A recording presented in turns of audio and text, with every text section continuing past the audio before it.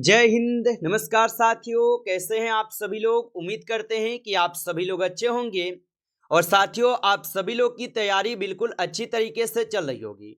तो साथियों आज की इस क्लास में हम सभी लोग जो है रेलवे ग्रुप डी के एग्जाम के लिए मोस्ट इम्पोर्टेंट प्रीवियस ईयर के क्वेश्चन को देखेंगे, जो कि साथियों आपके रेलवे ग्रुप डी के एग्जाम के लिए जो है काफ़ी ही इम्पोर्टेंट है।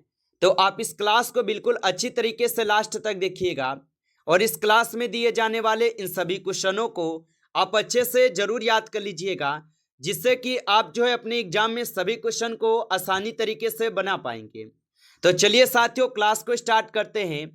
उनसे पहले यदि आप इस चैनल पे पहली बार जुड़े हैं तो आप जो है इस चैनल को सब्सक्राइब कर लीजिए और सब्सक्राइब करके आप ऑल नोटिफिकेशन को ऑल पे दबा के जुड़ जाइए, जिससे कि जब भी कोई नई क्लास हो सबसे पहले क्लास का नोटिफिकेशन जो है आपके पास पहुंच सके। तो आप इस चैनल को सब्सक्राइब कर लीजिए, साथ ही साथ आप जो है इस क्लास को भी लाइक जरूर कर लीजिएगा। तो चलिए क्लास को स्टार्ट करते हैं और देखिएगा क्वेश्चन क्या पूछा गया है। साथियों क्वेश्चन पूछा गया है कि पूर्ण स्वराज का प्रस्ताव सबसे पहले जो है कब पारित किया गया था। चलिए बताइएगा। ये सभी क्वेश्चन जो है काफी इंपॉर्टेंट और चुनिंदे क्वेश्चन लिए हैं, जो कि आपके एग्जाम में जो है 100% साथियों ये सभी क्वेश्चन आपको पूछे जाएंगे। तो आप अच्छे से इन सभी क्वेश्चन को याद कर लीजिएगा और यदि आपको किसी भी क्वेश्चन का आंसर पहले से पता होगा तो आप कमेंट सेक्शन में जो है आंसर जरूर बताइएगा और बताइए कि पूर्ण स्वराज का प्रस्ताव सबसे पहले जो है ये कब पारित किया गया था। तो याद रख लीजिएगा ये पारित किए गए थे 1929 में। ऑप्शन यहाँ पे सी इस क्वेश्चन का सही जवाब है, 1929 में पारित किए गए थे। चलिए अगला क्वेश्चन देखिएगा। क्वेश्चन क्या दिया गया है कि भारत में योजना आयोग की स्थापना कब हुई थी। चलिए बताएंगे आप। तो भारत में योजना आयोग की स्थापना कब हुई थी।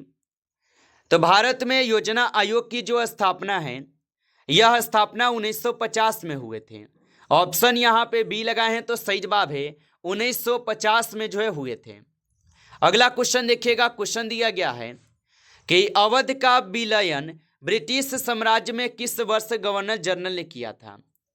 तो अवध का विलय ब्रिटिश साम्राज्य में किस गवर्नर जनरल ने किया था। तो याद रख लीजिएगा लॉर्ड डलहौजी के द्वारा किए गए।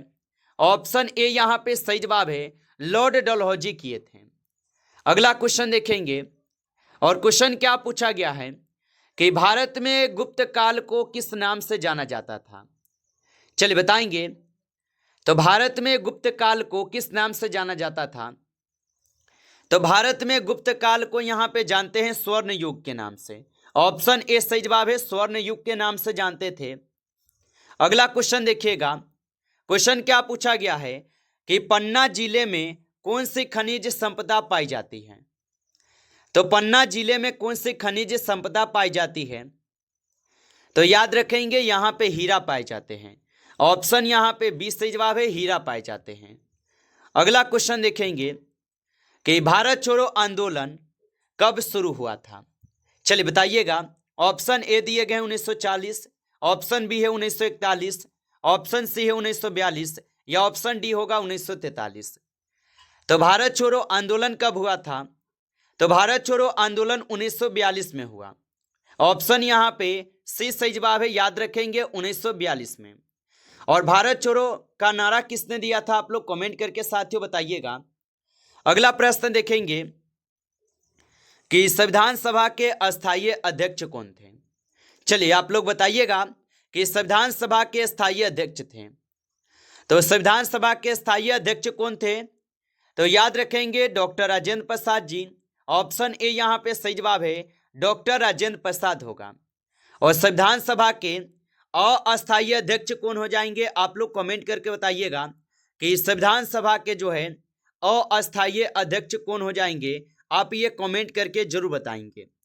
चलिए आगे देखिए। अगला यहाँ पे प्रश्न पूछा है आपसे। प्रश्न क्या पूछा है कि भारतीय संसद की सबसे शक्तिशाली समिति कौन सी है। तो भारतीय संसद की सबसे शक्तिशाली समिति जो है यहाँ पे हो जाएंगे लोक लेखा समिति। ऑप्शन ए को सही जवाब करेंगे, लोक लेखा समिति होगा। अगला क्वेश्चन देखेंगे कि राष्ट्रीय आपातकाल की घोषणा संविधान के किस अनुच्छेद के तहत जो है की जाती है? तो याद रखेंगे, राष्ट्रीय आपातकाल की घोषणा संविधान के किस अनुच्छेद के तहत की जाती है? तो ये किए जाते हैं अनुच्छेद 352 के तहत। ऑप्शन ए सही जवाब है, अनुच्छेद 352 के तहत। अगला क्वेश्चन देखेंगे कि पंचशील समझौता भारत ने किस देश के साथ जो है किया था? चलिए बताएंगे। तो पंचशील समझौता भारत ने किस देश के साथ किया? तो याद रखेंगे ये किए थे चीन के साथ। ऑप्शन यहां पे सी सही जवाब है, चीन के साथ किए। अगला क्वेश्चन देखेंगे कि भारत का सबसे छोटा राज्य क्षेत्रफल की दृष्टि से कौन सा है? चलिए बताएंगे। तो भारत का सबसे छोटा राज्य क्षेत्रफल की दृष्टि से कौन सा है? तो यहां पे हो जाएंगे गोवा राज्य। ऑप्शन यहां पे बी सही जवाब है, गोवा राज्य होगा। अगला क्वेश्चन देखेंगे कि तुगलक वंश की स्थापना किसने की थी? चलिए बताएंगे आप। तो तुगलक वंश की स्थापना किसने की थी? तो तुगलक वंश की स्थापना किए थे गयासुद्दीन तुगलक। ऑप्शन ए यहां पे सही जवाब है, गयासुद्दीन तुगलक किए थे। अगला क्वेश्चन देखेंगे और क्वेश्चन क्या दिया गया है कि अजंता की गुफाएं किस राज्य में स्थित हैं? चलिए बताएंगे आप कि अजंता की गुफाएं किस राज्य में स्थित है? तो अजंता की गुफाएं हो जाएंगे महाराष्ट्र में। ऑप्शन यहां पे बी आपका सही जवाब है, महाराष्ट्र में हो जाएंगे। अगला क्वेश्चन देखेंगे कि शून्य का आविष्कार जो है ये किसने किया था? चलिए बताइएगा। और आप अभी तक इस क्लास को लाइक नहीं किए हैं तो आप इस क्लास को लाइक कर लीजिए। नए जुड़े हैं आप इस चैनल पे तो आप इस चैनल को सब्सक्राइब करके ऑल नोटिफिकेशन को ऑल पे दबा के जुड़ जाइए, जिससे कि जब भी कोई नई क्लास हो सबसे पहले क्लास का नोटिफिकेशन आपके पास पहुंच सके। तो आप इस चैनल को सब्सक्राइब जरूर कर लीजिएगा। और शून्य का आविष्कार किसने किया था? तो शून्य का आविष्कार किए गए थे आर्यभट्ट के द्वारा। ऑप्शन ए सही जवाब है, आर्यभट्ट के द्वारा। अगला क्वेश्चन देखेंगे कि नालंदा विश्वविद्यालय की स्थापना किसने की थी? तो नालंदा विश्वविद्यालय की स्थापना जो है कुमारगुप्त के द्वारा किए गए। ऑप्शन ए सही जवाब है, कुमारगुप्त के द्वारा। अगला क्वेश्चन देखेंगे कि निम्न में से कौन सा राज्य चाय उत्पादन के लिए प्रसिद्ध है? चलिए बताइएगा आप कि निम्न में से कौन सा राज्य चाय उत्पादन के लिए प्रसिद्ध होगा? तो यहां पे हो जाएंगे असम। ऑप्शन यहां पे बी कीजिएगा, सही जवाब असम होगा। अगला क्वेश्चन देखेंगे। क्वेश्चन क्या दिया गया है कि भारतीय रिजर्व बैंक की स्थापना किस वर्ष में हुई थी? चलिए बताएंगे। तो भारतीय रिजर्व बैंक की जो स्थापना हुई थी, इनकी स्थापना 1935 में हुई।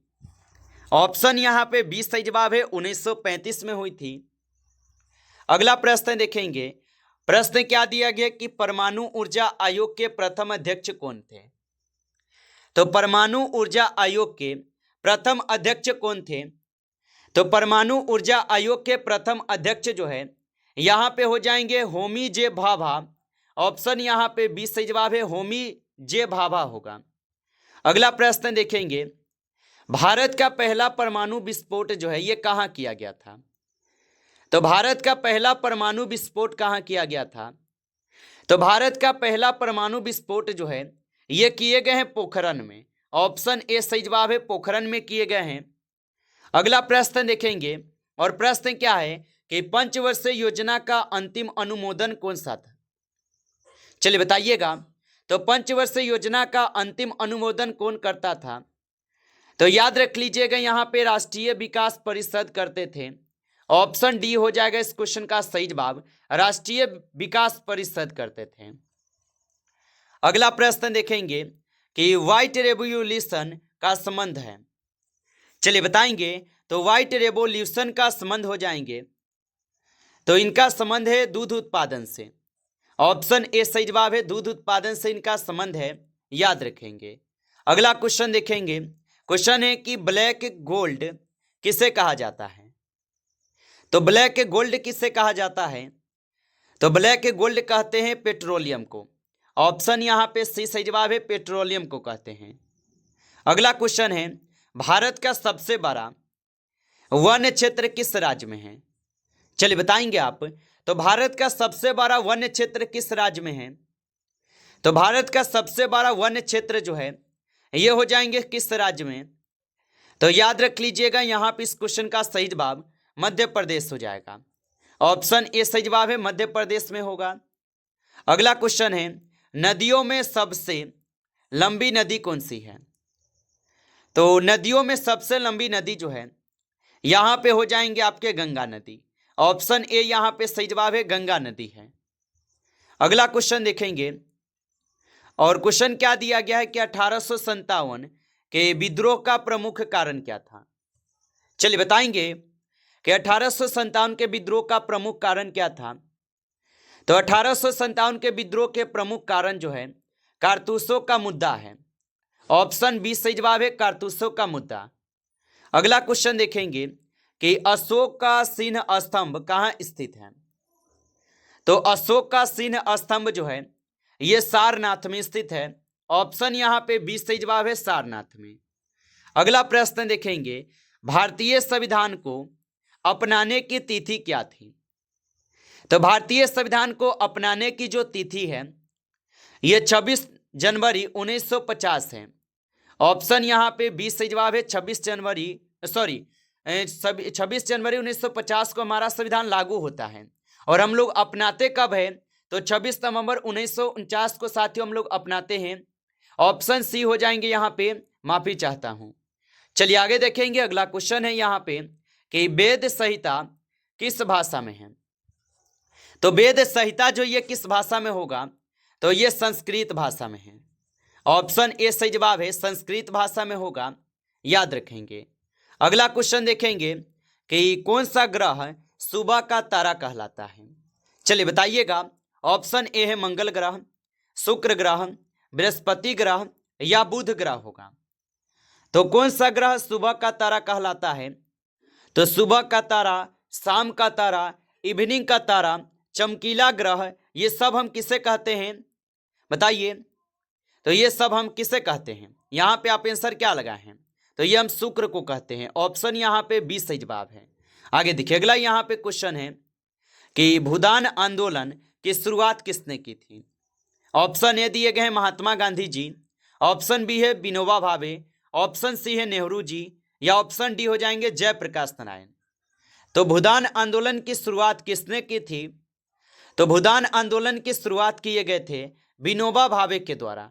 ऑप्शन यहां पे 20 सही जवाब है, याद रखेंगे। अगला प्रश्न यहां पे है कि राज्यपाल की नियुक्ति जो है कौन करता है?